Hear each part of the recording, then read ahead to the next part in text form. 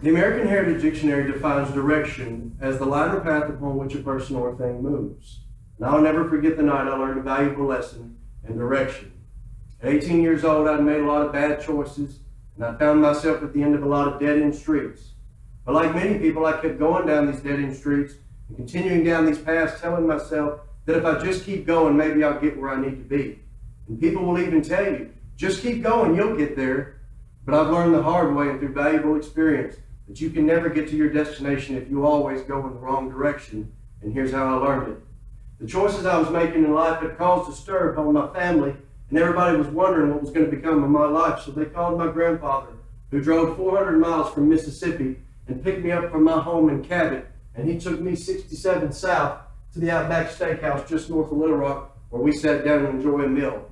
And during this meal, I told him about the things I was going through and about some of the decisions I'd been making, and he began speaking to my life and to tell me about the direction he thought my life was going.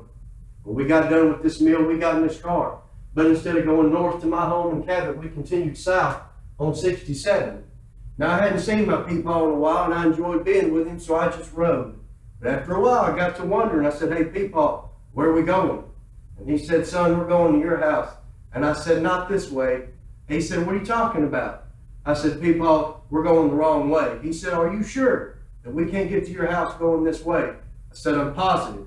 He said, "You're telling me without a doubt for 100% that there's no possible way we can get there going this direction?" And I said, "It's not possible." But in that moment, I knew what he was trying to tell me.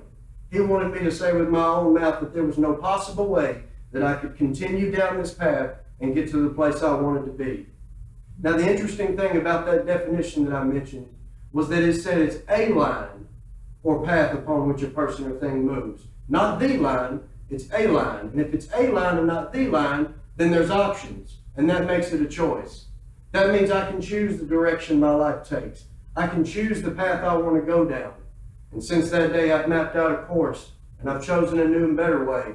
And I know that if I continue to go the direction that I'm going, I will indeed get to the place I need to be in life.